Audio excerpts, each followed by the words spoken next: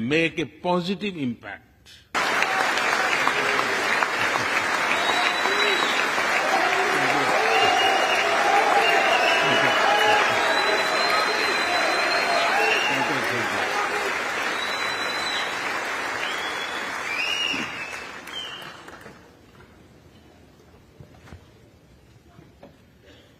Mr. Speaker,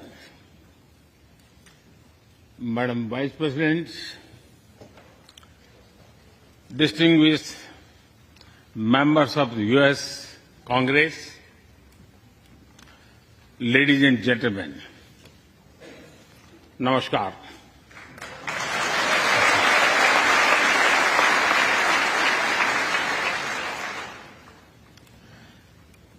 It is always a great honor to address the United States Congress.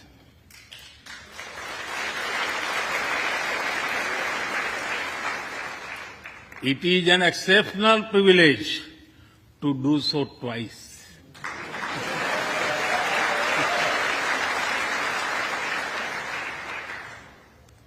For this honor,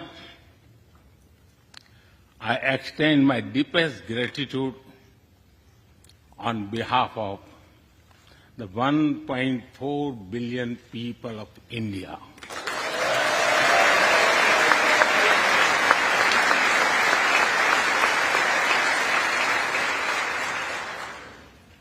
I see that nearly half of you were here in 2016.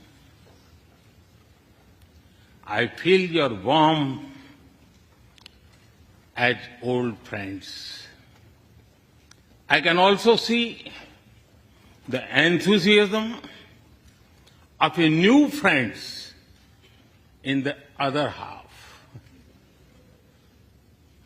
I remember Senator Harry Reid, Senator John McCain, Senator Orrin Hatch, Elijah Cummings, Elsie Hastings, and others who I met here in 2016 and who are sadly no longer with us. Mr. Speaker, standing here 7 Junes ago, that is the June when Hamilton swept all the awards, I said that the hesitations of history were behind us. Now, when our era is at a crossroads, I am here to speak about our calling for this century.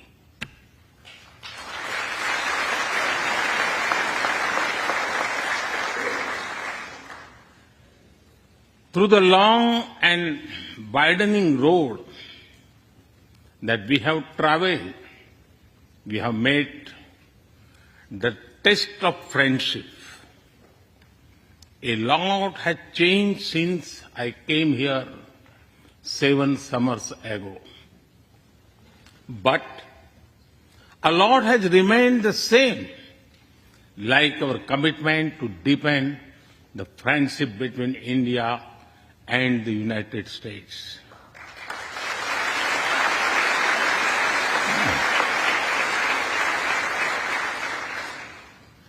In the past few years, there have been many advances in AI, artificial intelligence.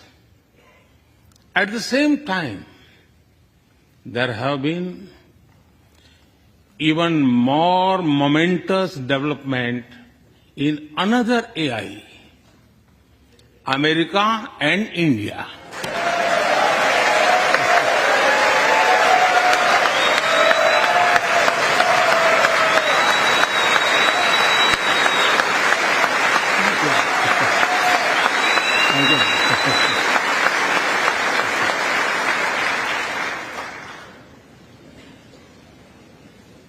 Mr. Speaker and distinguished members, the beauty of democracy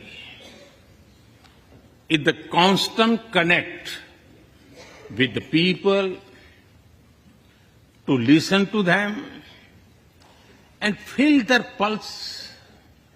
And I know this takes a lot of time, energy, effort, and travel. It is a Thursday afternoon, a fly-out day for some of you. So I am grateful for your time. I also know how busy you have been this last month. Being a citizen of a vibrant democracy, myself, I can admit one thing, Mr. Speaker, you have a tough job.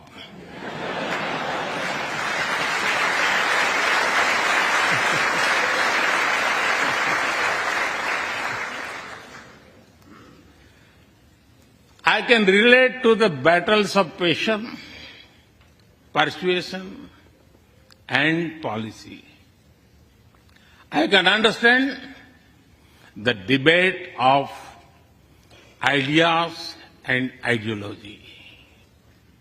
But I am delighted to see you come together today to celebrate the bond between world's two great democracies, India and the United States. Thank you.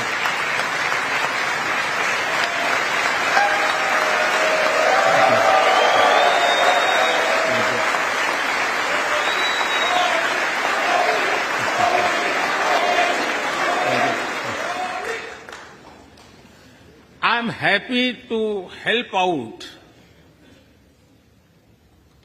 I'm happy to help out whenever you need a strong bipartisan consensus.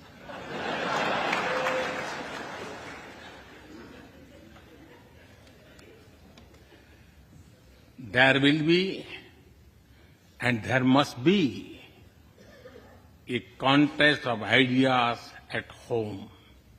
But we must also come together as one when we speak for our nation.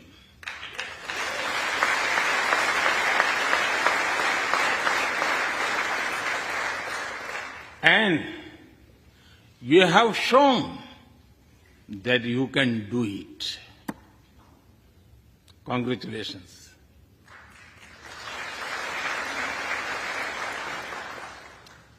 Mr. Speaker,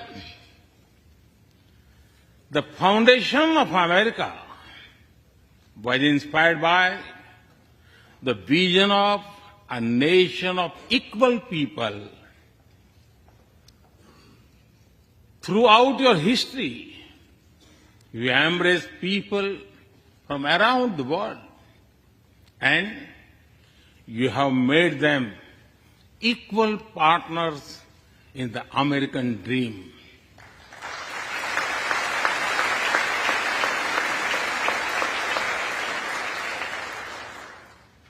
There are millions here who have roots in India. Some of them sit proudly in this chamber.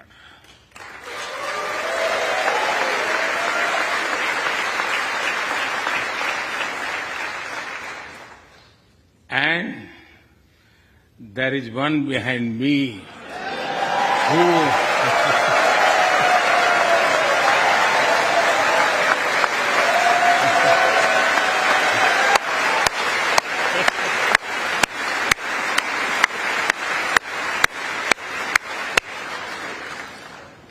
who has made history. I'm told that the Samosa Caucus is now the flavor of the house. I hope It grows and brings the full diversity of Indian cuisine here.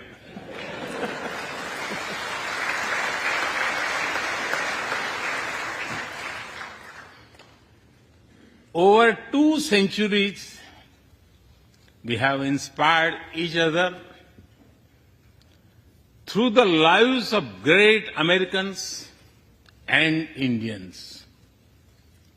We pay tribute to Mahatma Gandhi and Martin Luther King Jr.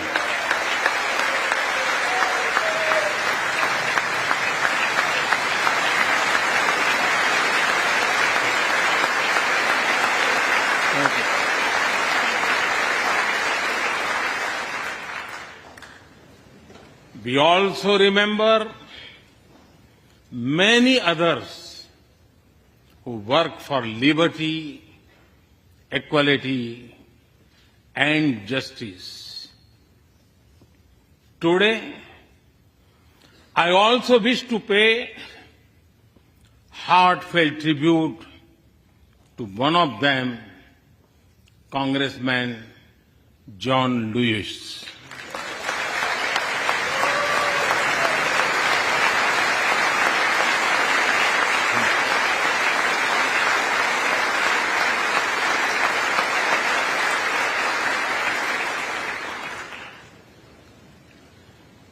Mr. Speaker, democracy is one of our sacred and shared values. It has evolved over a long time and taken various forms of systems. Throughout history, however, one thing has been clear. Democracy is the spirit that supports equality and dignity.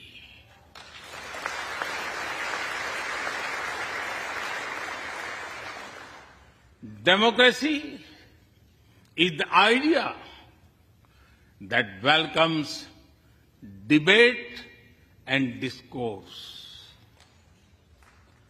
Democracy is the culture that gives wings to thought and expression.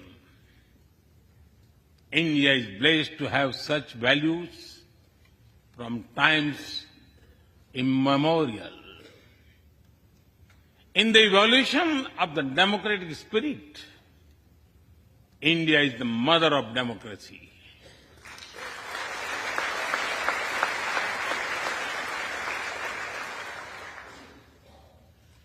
Millennia ago,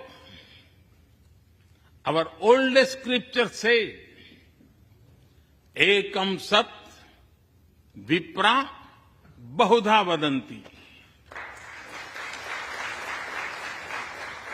It means that truth is one, but the wise express it in a different ways. Now, the US is the oldest and India the largest democracy. Our partnership augurs well for the future of democracy.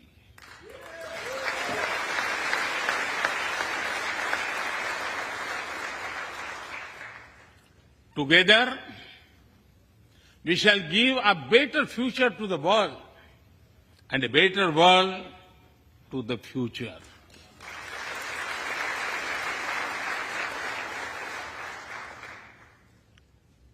Mr. Speaker, last year, India celebrated 75 years of its independence. Every milestone is important, but this one was a special. We celebrated a remarkable journey of over 75 years of freedom after 1,000 years of foreign rule in one form or another. This was not just a celebration of democracy, but also of diversity, not just of constitution, but also of its spirit of our social empowerment, not just of our competitiveness and cooperative federalism, but also of our essential unity and integrity.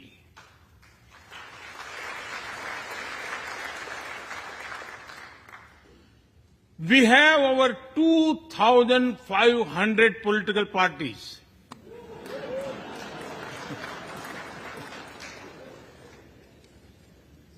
Yes, you heard that right.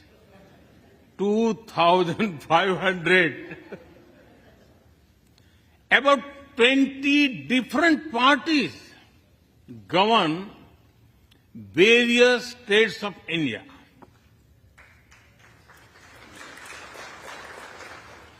We have 22 official languages and thousands of dialects, and yet we speak in one voice.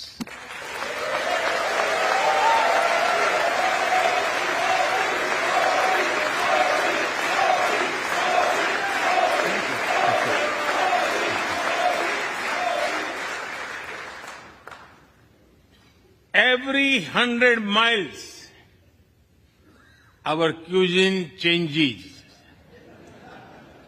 From dosa to aloo paratha, and from Srikhand to sandesh. We enjoy all of this. We are home to all faiths in the world, and we celebrate all of them.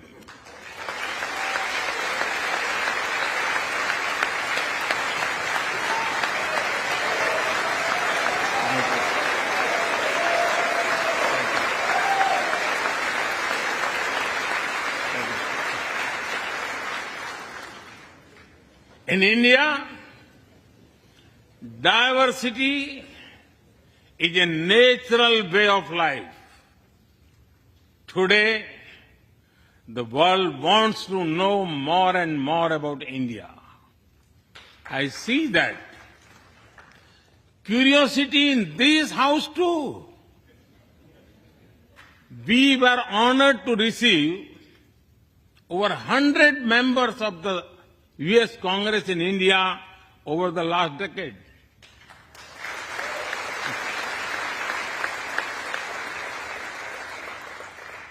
Everyone wants to understand India's development, democracy, and diversity.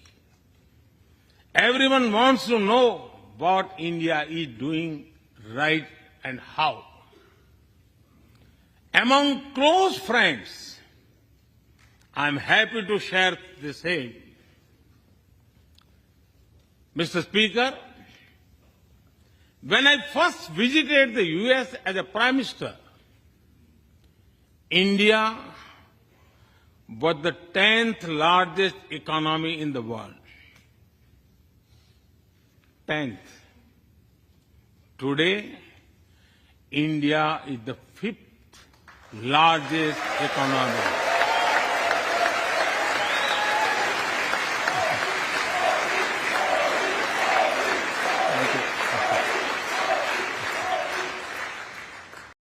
We are 1/6 of the world's population. In the last century,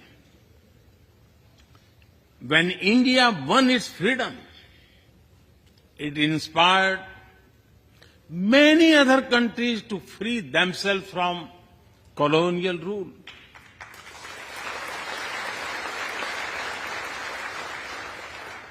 In this century, when India sets benchmark in growth, it will inspire many other countries to do the same.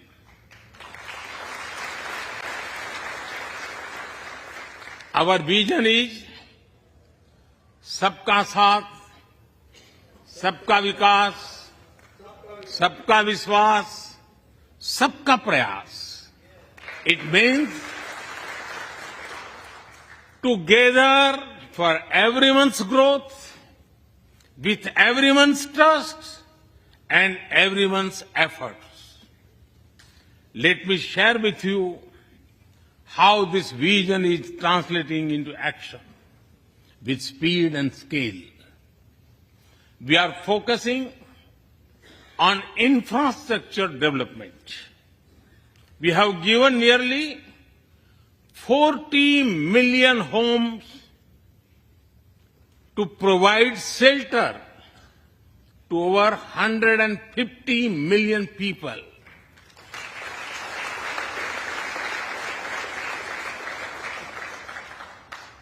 That is nearly 6 times the population of Australia.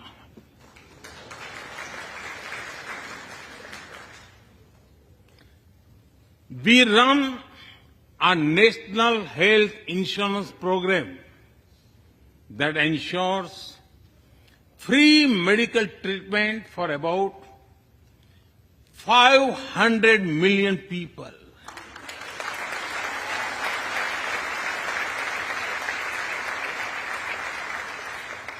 $500 million people, that is greater than the population of South America.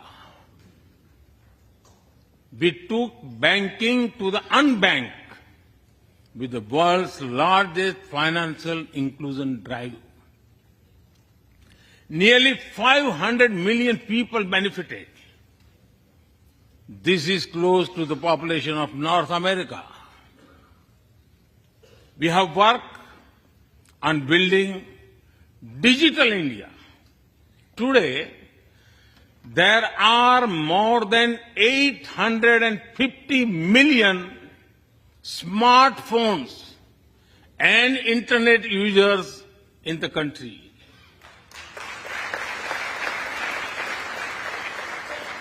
This is more than the population of Europe. We protected our people with 2.2 billion doses of made in India COVID vaccines.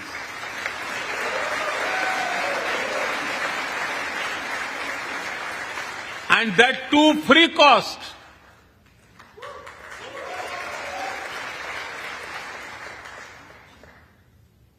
I may be running out of continent soon, so I will stop here. Distinguished members, the Vedas are one of the world's oldest scriptures. They are a great treasure of humanity composed thousands of years ago. Back then, women sages composed many verses in these Vedas.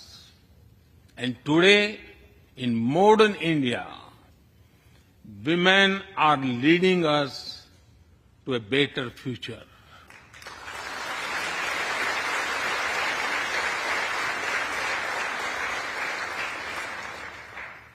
India's vision is not just of development which benefits women. It is of women-led development where women lead the journey of progress.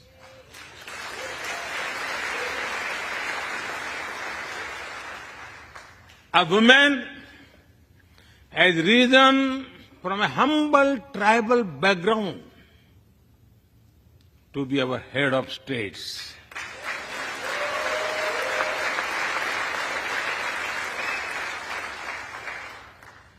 Nearly 1.5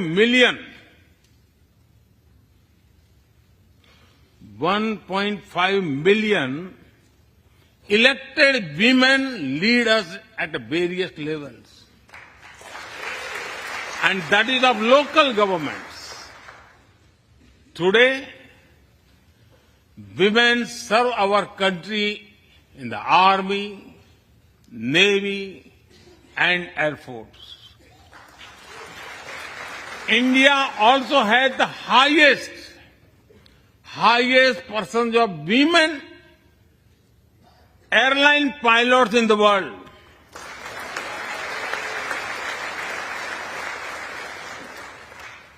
And they have also put us on Mars by leading our Mars mission. I believe that investigating in a girl child lifts up the entire family.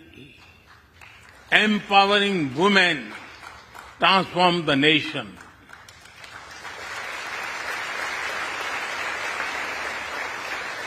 Mr. Speaker, India is an ancient nation with a youthful population.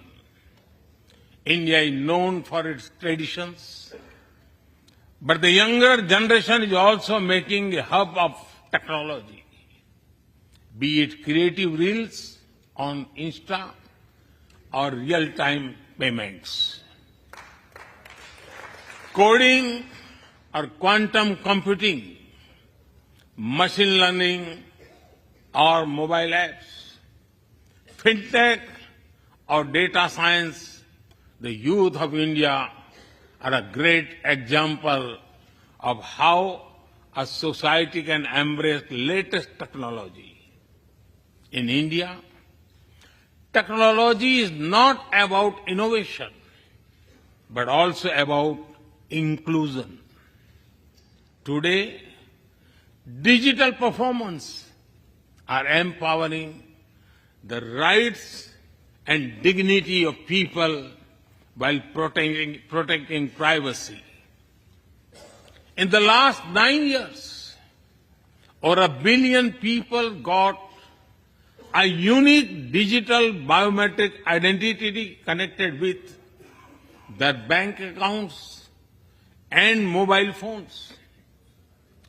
This digital public infrastructure helps us reach citizens within seconds with financial assistance. 850 million people receive direct benefit financial transfers into their accounts. 3 times a year, over 100 million farmers receive assistance in their bank accounts at the click of a button. The value of such transfer has crossed $320 billion. And we have saved over $25 billion in the process. If you visit India, you will see everyone is using phones for payments, including street vendors. Last year, out of every 100 real-time digital payments in the world, 46 happened in India.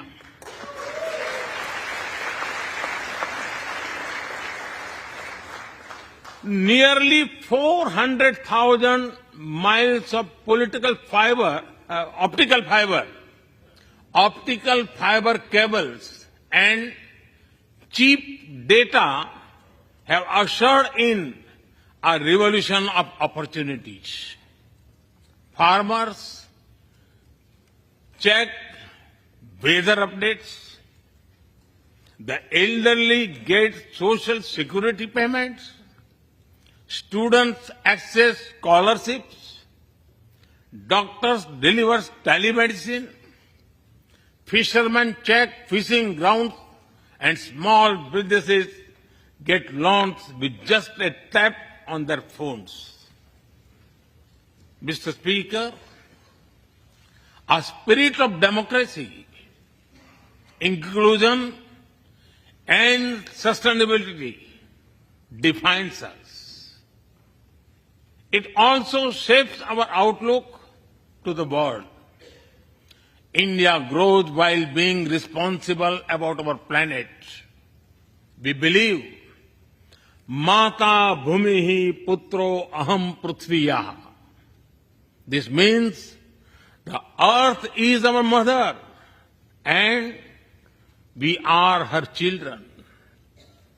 Indian culture deeply respects the environment and our planet.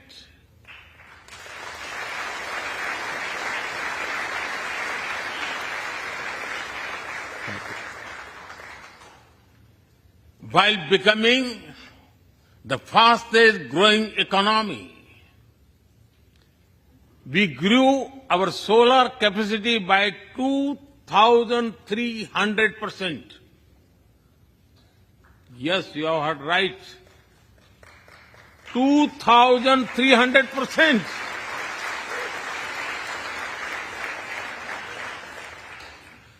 We became the only G20 country to meet its Paris commitment.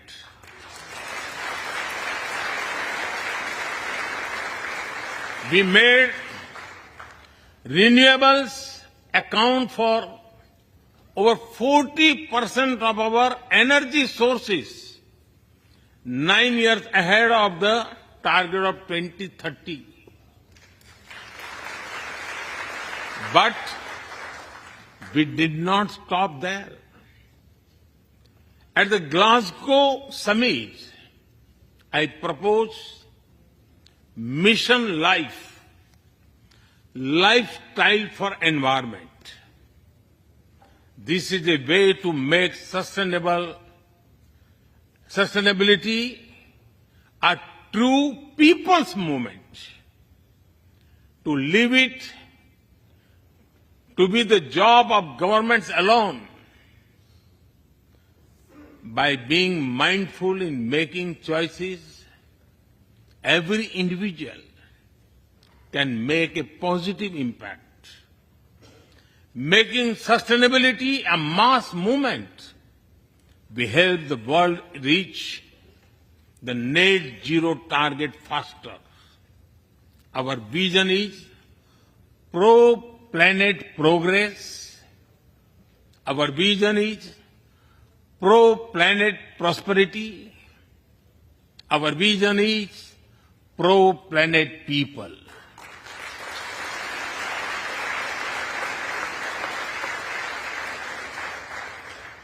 Mr. Speaker, we live by the motto of Vasudhaiv Kutumbakam, or the world is one family.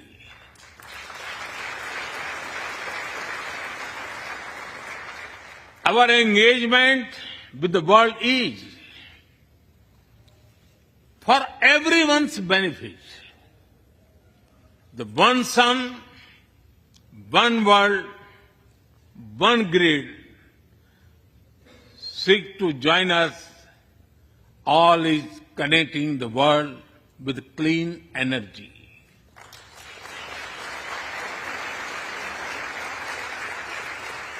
One Earth, One Health is a vision for global action to bring quality health care to everyone, including animals and plants.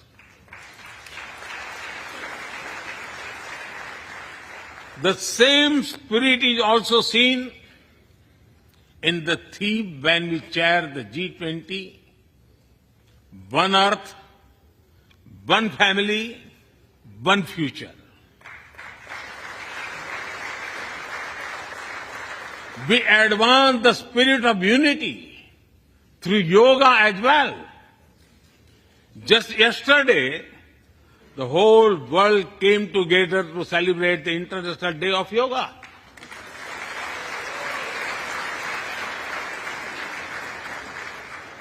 Just last week, all nations joined our proposal at the UN to build a memorial wall to honor the peacekeepers.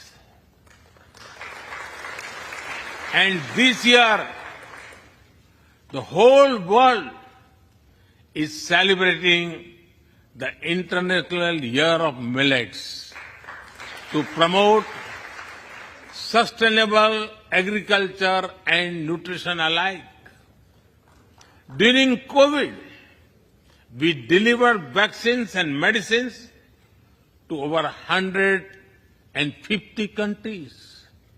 We reach out to others, being disasters as first responders, as we do for our own.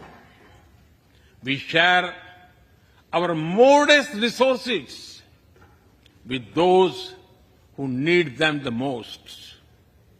We build capabilities, not dependencies.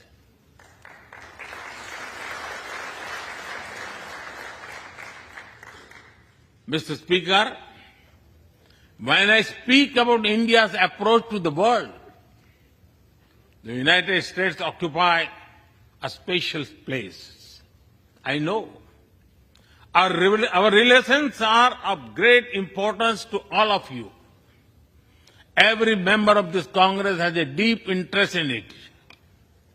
When defense and aerospace in India grow, industries in the state of Washington, Arizona, Georgia, Alabama, South Carolina, and Pennsylvania thrive.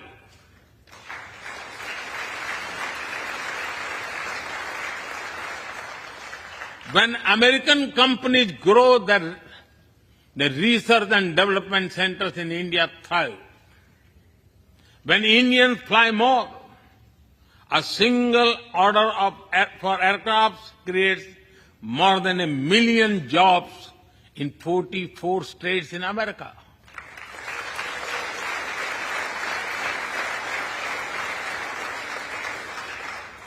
When an American phone makers invest in India, it creates an entire ecosystem of jobs and opportunities in both countries.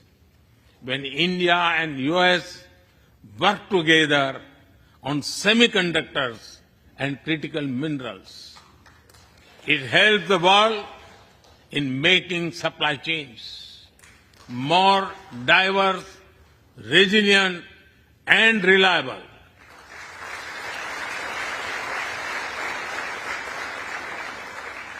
Indeed, Mr. Speaker, we were strangers in defense cooperation at the turn of the century. Now, the United States has become one of our most important defense partners.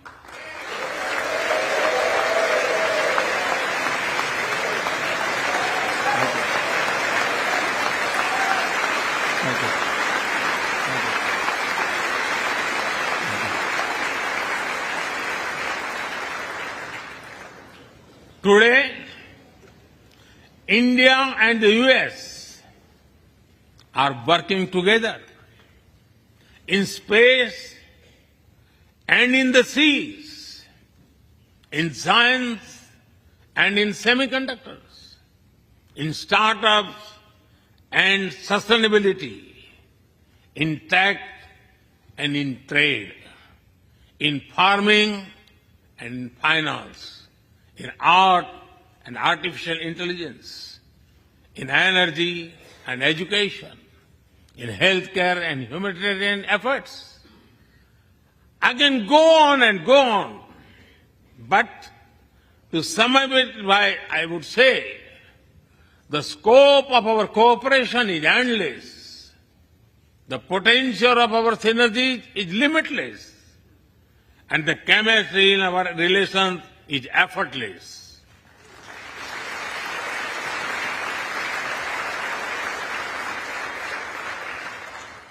In all this, Indian Americans have played a big role.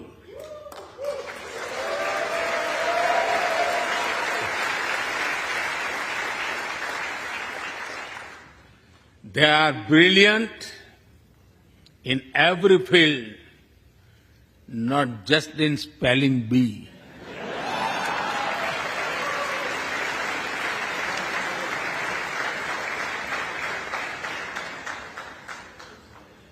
with their hearts and minds, talent and skills, and the love for America and India, they have connected us.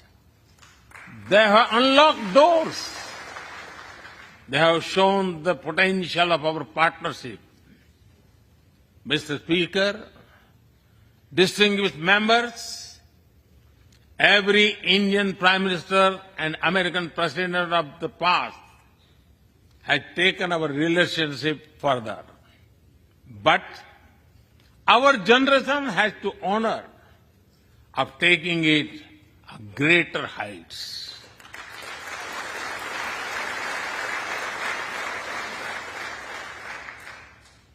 I agree with President Biden that this is a defining partnership of this country,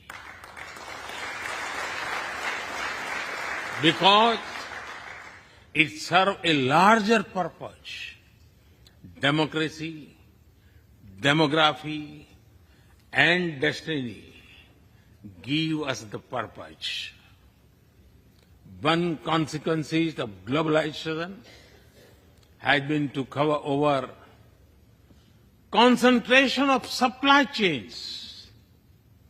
We will work together to diversify, decentralize, and democratize supply chains.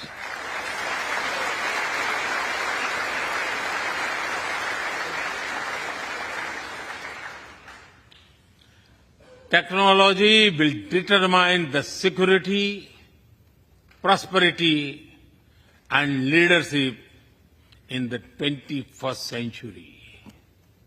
That is why our two countries established a new initiative for critical and emerging technologies.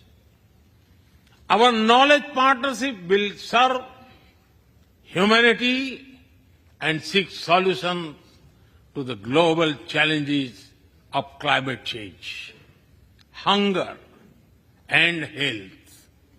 Mr. Speaker and distinguished members, the last few years have seen deeply disruptive developments. With the Ukraine conflict, war has returned to Europe. It is causing great pain in the region. Since it involves major powers, the outcomes are severe. Countries of the global south have been particularly affected. The global order is based on the respect for the principle of the UN Charter, peaceful resolution of disputes, and respect for sovereignty and territorial integrity.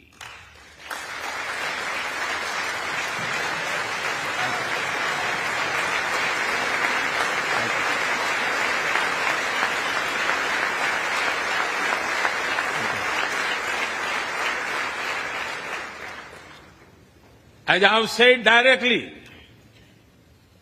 and publicly, this is not an era of war.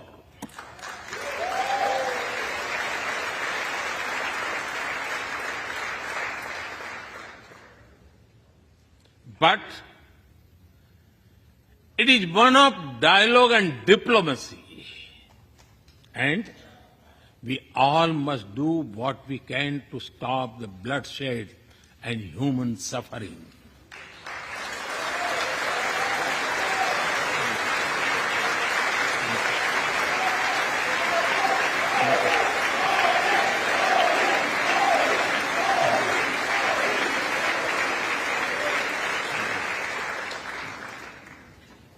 Mr. Speaker,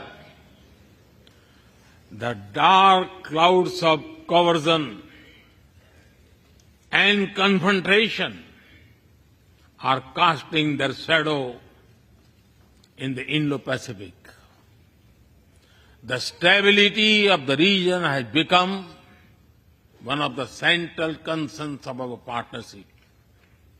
We share a vision of a free, open, and inclusive Indo-Pacific.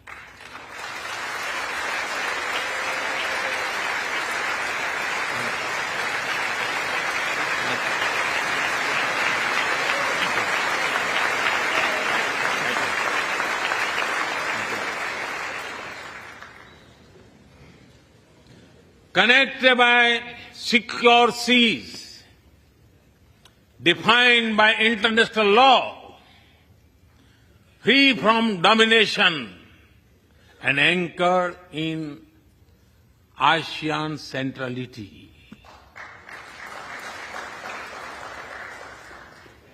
A region where all nations, small and large, are free and fearless in their choices, where progress is not suffocated by an impossible burdens of debt.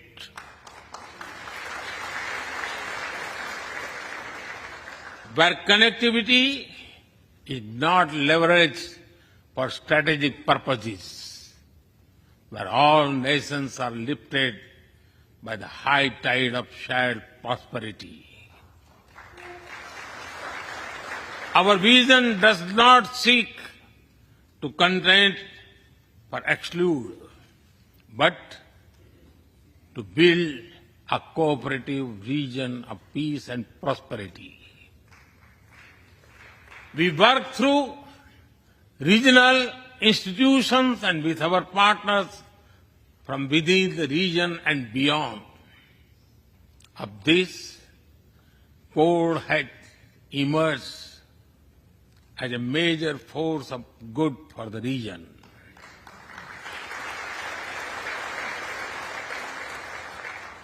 Mr. Speaker, more than 2 decades after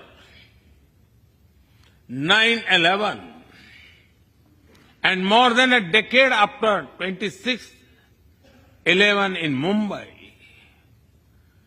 radicalism and terrorism still remain a pressing danger for the whole world. These ideologies keep taking new identity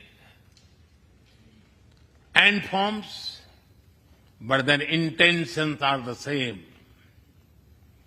Terrorism is an enemy of humanity, and there can be no ifs and buts in dealing with it.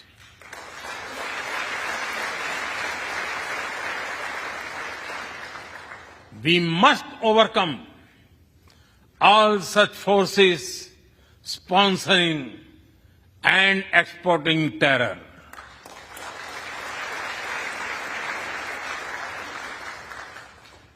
Mr. Speaker,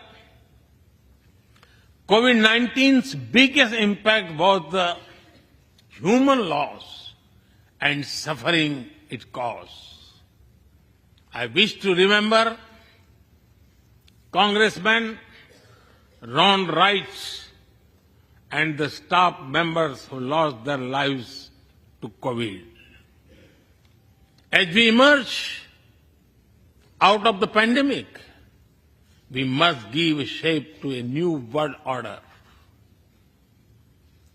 Consideration, care, and concern are the need of the hour. Giving a voice to the global south is the way forward. That is why I firmly believe that the African Union be given full membership of G20.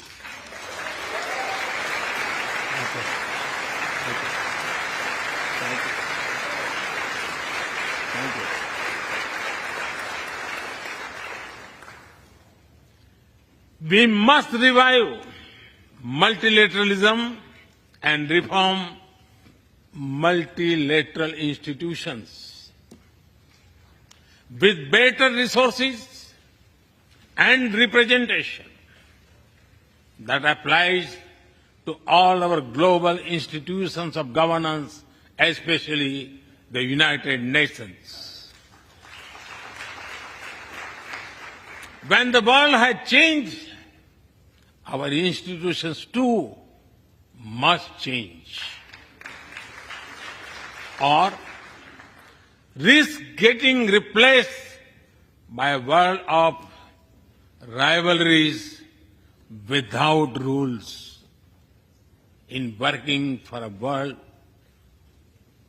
new world order based on international law, our two countries will be at the forefront as partners.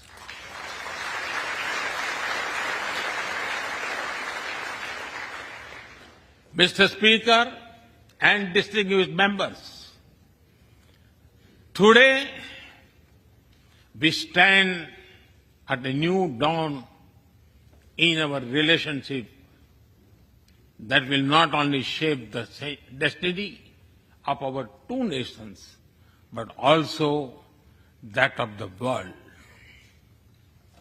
As the young American poet Amanda Gorman has expressed, when day comes, we step out of the shade, aflame and unafraid. The new dawn blooms as we free it. For there is always light if only we are brave enough to see it.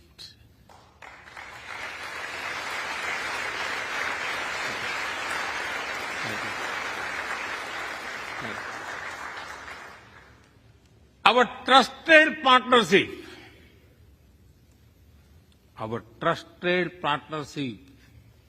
is like the sun in this new dawn that will spread light all around.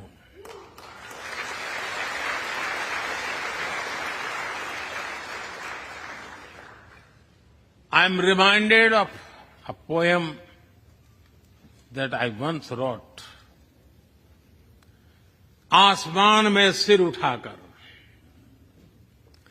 आसमान में सिर उठाकर, घने बादलों को चीरकर, रोशनी का संकल्प ले, अभी तो सूरज उगा है।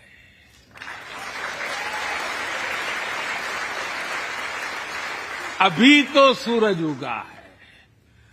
दृढ़ निश्चय के साथ चलकर, दृढ़ निश्चय के साथ चलकर, हर मुश्किल को पार कर, घोर अंधेरे को मिटाते, घोर अंधेरे को मिटाने अभी तो सूरज उगा है।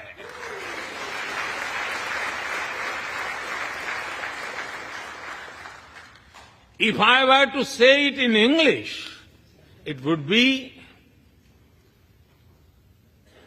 rising its head in the skies, piercing through the dense clouds with the promise of light.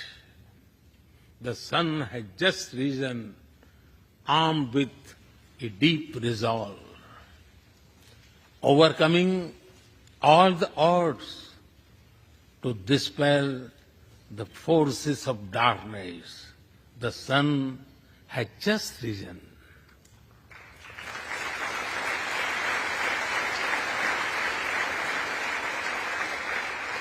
Mr. Speaker and distinguished members,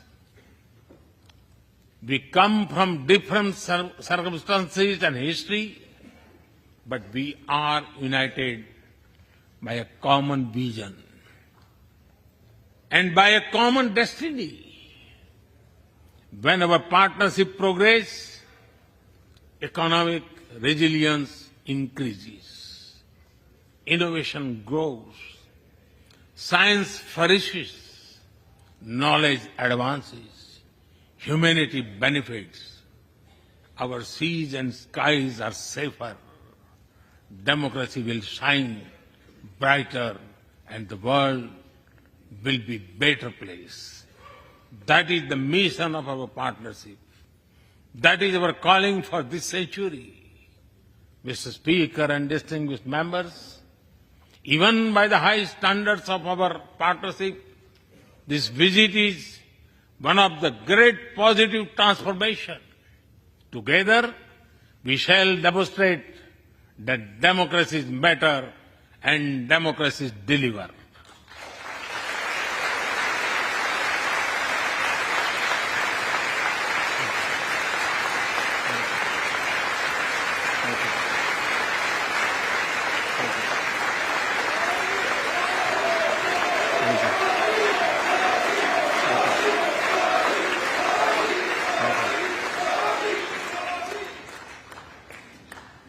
I count on your continued support to the India-US partnership. When I was here in 2016, I said that our relationship is primed for a momentous future. That future is today.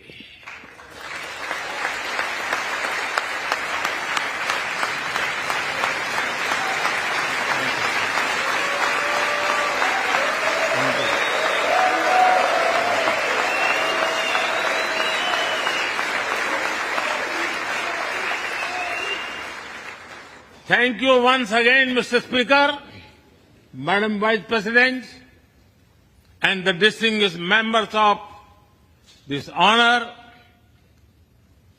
God bless America. Jai Hind.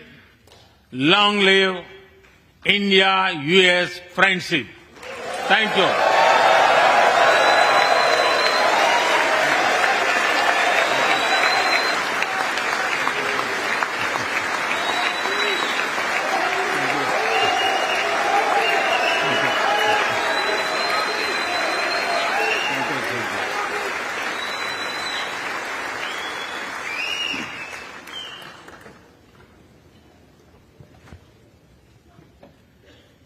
Mr. Speaker,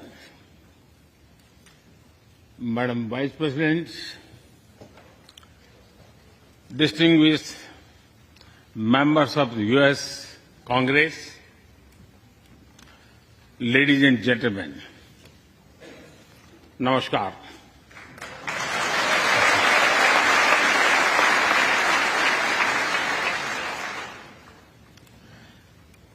It is always a great honor to address the United